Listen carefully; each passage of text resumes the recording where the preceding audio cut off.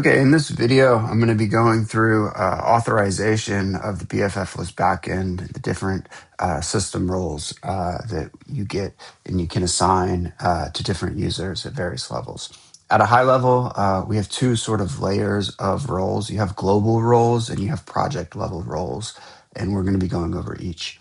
So jumping over to our BFFless backend, I'm going to go ahead and start creating some users and roles. Going to the invitations tab, I'm going to invite some new users. I'm just going to make some up at this is going to be a demo admin user, a new one, and I'm going to grant at bfflist.app. I'm going to grab this guy and create full access. And so now I'm going to grab that.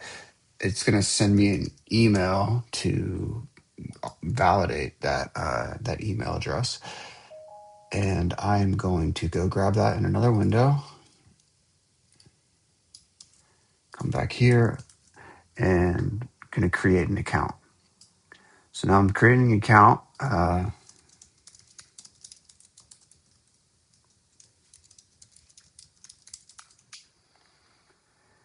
And I should have full access now that my other user had to this repo. So I have access to the projects, settings. I can create, I can destroy. This is me giving access at an admin level role. So that's like the highest level of access. So next we're going to go to a user admin level access at the user level. And so at on a project. So in that previous example, if I gave you admin level access at a global level, you'd have global access to admin access to every project that gets created inside of the BFFless backend. So now I'm going to go ahead and show an example where if you have multiple projects, I can give admin level access just to one project. So let's go ahead and create that user.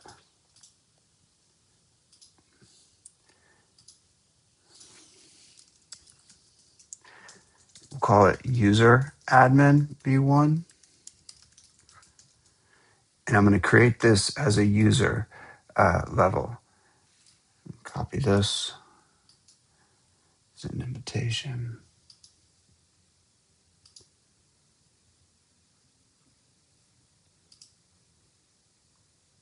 And my email, grab the link.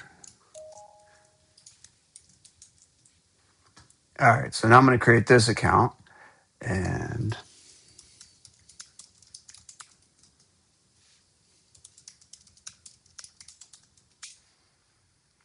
as you can see, I don't have any repositories or settings at this point. I'm just I just have user level access. So now I'm going to come back here to my projects, and I'm going to go to repositories to the project, go to settings, members, and I'm going to add this member. And let's go ahead and add the member. I'm going to go back and get my email. And I'm going to grant this user admin level access as a member. So now, if I come back here and refresh this page, I have repositories. And now I'm an admin on this project. If I were to go ahead and create another project, here I'm a global admin. So let's say I create a new repo, foo bar. Now, when I go back to my other user, I don't have access to that other repo. And so I can still only just see this one. All right. So that's the admin level access at the user level. Next, we have contributor level access. It's pretty much the same thing. And so I'm not going to go into a lot of details on it there, but you can come down here to this matrix. I think I have a matrix in here somewhere.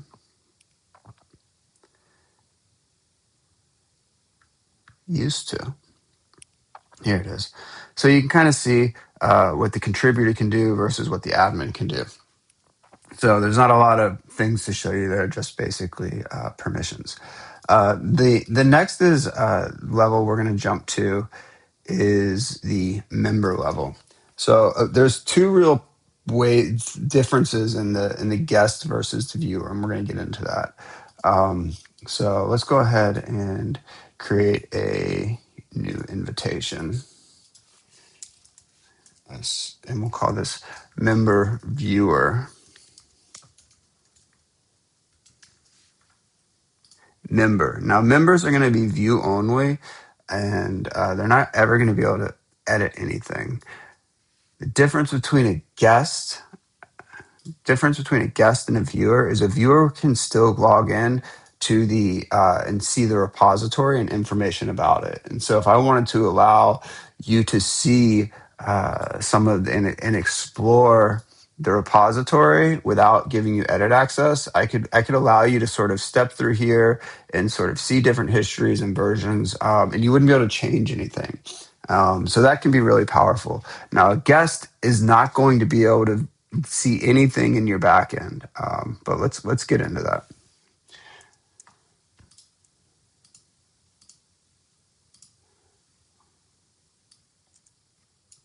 So, okay, open up new incognito window.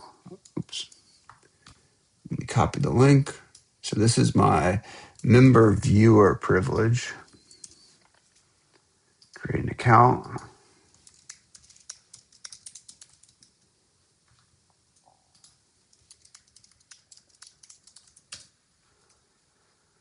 And I have no sites here because I haven't been given anything yet. We're going to come back and we're going to give this user access settings members. Now I'm going to add member, and we're going to say viewer read only admin. So this user can now come back here and has the ability to view the backend, which is great. And so if there's someone non-technical or whatnot, and you want to send them a link to sort of explore the different versions and things like that, you can do that, and they have access to full view only access. Now, the last level of access is the guest level access. What happened here? Okay, is the guest level of access. The guest level access is great for, let's say you want to allow people to authenticate on your website, but you don't want them any access to your repositories in your backend. And then you can do your own fine-grained authorization using the schemas, and you can, require do a similar sort of access control based on your website needs. This allows the user to basically be a visitor to your website, log in as a guest, and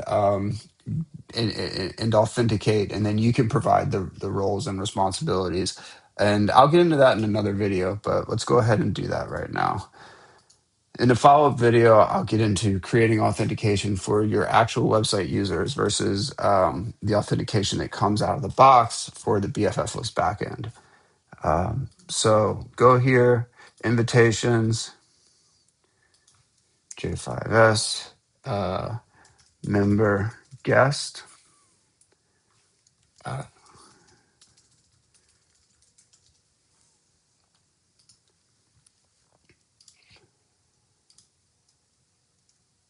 Let's go ahead and get that email.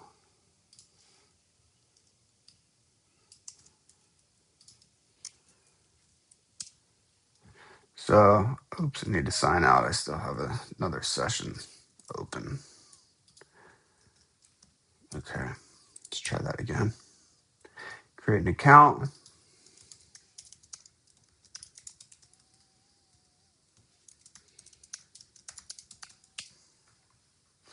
Great. So I can log in and I can manage, my own personal profile, change my password and things like that. And so I still have access to this area if I'm on it. on if I'm on your, like when I authenticate, and I can control basic things such as the sites that I have can view, and I can join. But I don't ever have access to see the repositories. And so this is great if you want to allow users to sign up on your website, and become like so you can keep your website private to, or like a public front end. So you haven't made your site private from the BFFless sense. So you're not redirecting users to log in, but you can have, a login portal, and you can allow your users to authenticate, and then you can provide certain content for your own users based on your own data. So yeah, that sort of sums up at a high level the project level authorization and access control. In a follow-up video, I'll get into some of the more finer details of creating a website on BFFless, allowing guest users to log in and authenticate, and doing some access control for them at the website level. Hope you enjoyed the video. Like and subscribe. I really appreciate it. Thanks.